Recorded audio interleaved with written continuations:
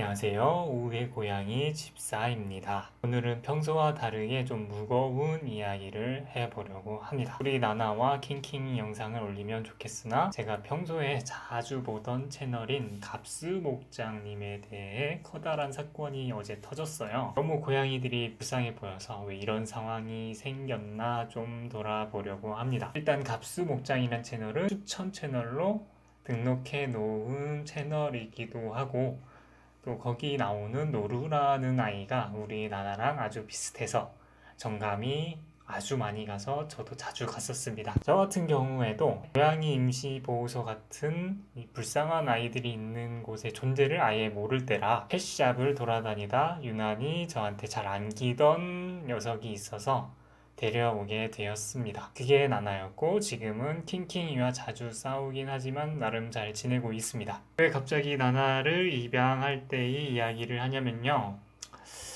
저 또한 나나를 입양하고 나서 유튜브를 하는 분들 영상을 이거저거 보다가 유기묘 보호센터를 알게 되고 거기서도 한 마리 입양하면 좋겠다라고 생각을 해서 거의 매일 저희 집 근처에 아니면 뭐 가까운 지방에 나오는 불쌍한 고양이가 있나라고 찾아는 봤습니다. 하지만 중요한 건 이 불쌍한 아이들을 데려오면 그만한 책임감도 있어야 하고 병원도 자주 다녀야 하고 내가 과연 잘 보살필 수 있을까라는 저에 대한 의구심도 들었고 쉽게 결정하지 못해서 그냥 포기했었어요. 있는 애들이나 잘 보살피자라는 생각에. 여기서 중요한 건 그때나 지금이나 이 유기묘 센터에 나오는 고양이들을 살펴보면 모루 같은 품종묘라고 하죠. 이런 미묘들은 절대 보기 힘들었어요. 어쩌다 나와도 정말 쉽게 잃어버린 주인을 찾거나 또 새로운 주인을 찾아서 가더라고요. 그래서 좀 의아했습니다.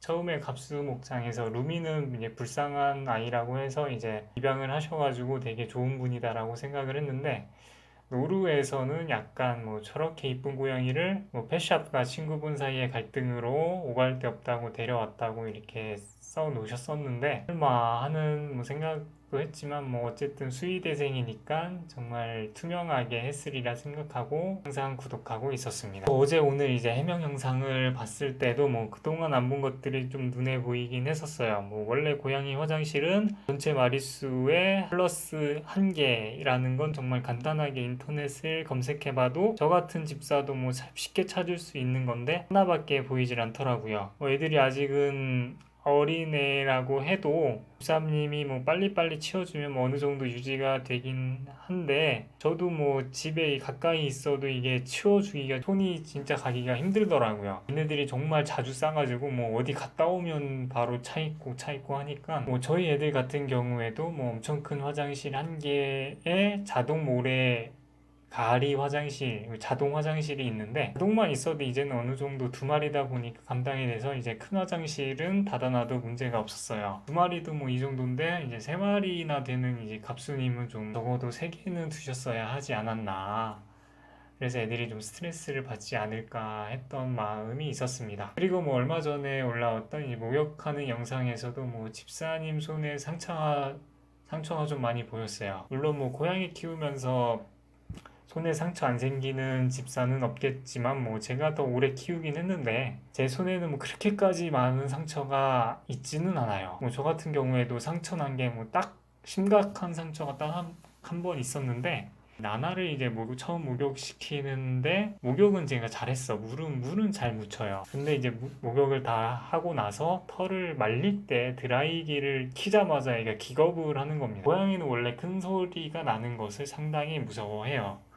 집사가 재채기 하는 소리에도 놀라고 가끔은 병원 갈 때 이제 안고서 가면 케이지 말고 그냥 가까운 병원에 안고서 이렇게 나가면 차 소리에 기겁을 합니다. 뭐 아무튼 드라이기에도 놀라 도망가는 이런 나나를 제가 좀 억지로 잡다가 계속 말리려고 손으로 잡다가 이 나나가 그때 이제 발톱을 세워서 막 휘두르더라고요. 그 손톱에 제가 긁혀서 손바닥이 좀 찢어져 가지고 좀 피가 많이 나서 약국 가서 병원까지는 아니고 약국 가서 이제 붕대를 감은 적이 있었습니다. 그 외에 뭐 발톱을 정말 집사에게 상처를 입힐 목적으로 들거나 핥히는 경우는 두 마리 다 그런 적이 없었고, 가끔 나나가 뭐 집사 말을 좋아해서 뭐 살짝 깨무는 정도? 아니면은 손을 살짝 깨무는 정도는 있어도 상처 날 만큼은 안 하더라고요.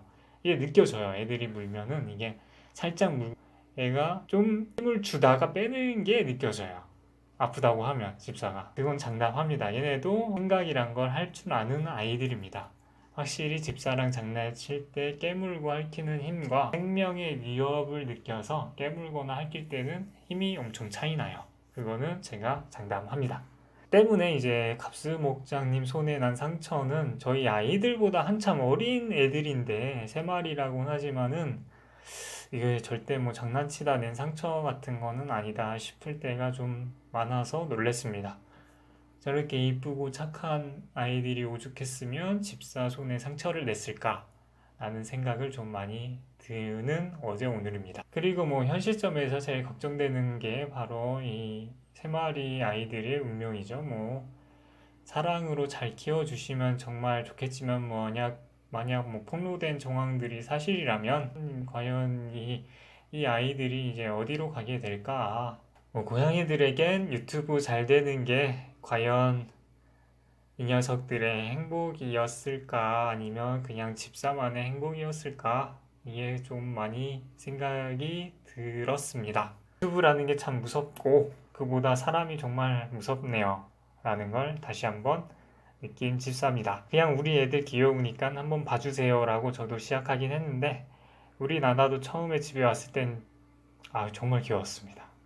지금은 많이 없지만 저도 그때는 영상을 그렇게 많이 올릴 생각도 안 하고 유튜브를 이렇게 열심히 할 생각은 안 했었습니다. 그냥 그만두는 게 이제 만든 거였을지도 모른다는 생각이 요새 문득문득 듭니다. 긴 영상 시청해 주셔서 감사합니다.